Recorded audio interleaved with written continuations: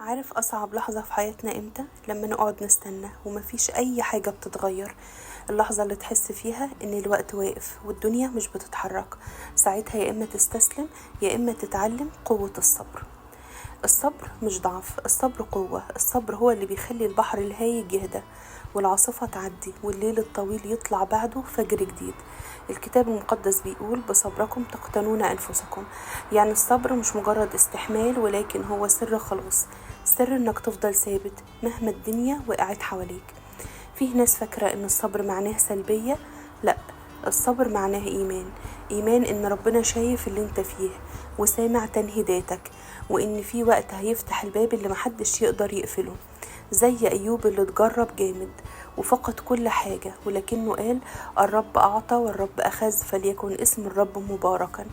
وفي الاخر ربنا رجع له اضعاف. الصبر مش بيغير الاحداث بسرعة، ولكنه بيغير قلبك وانت في وسط الاحداث، ويخليك اقوى ويخليك شايف ايد ربنا اللي بتسندك حتى لو مش فاهم ليه ده بيحصل.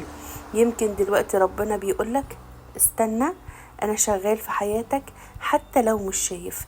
لو انت تعبان ومستني حاجة تتغير، افتكر ان الصبر مش وقت ضايع، الصبر هو وقت ربنا بيجهز فيه البركة اللي جاية. لو الكلمة دي لمست قلبك اعمل لايك وشير وسيبلي تعليق تقولي فيه ايه اكتر حاجة نفسك تصبر عليها وربنا يديك القوة.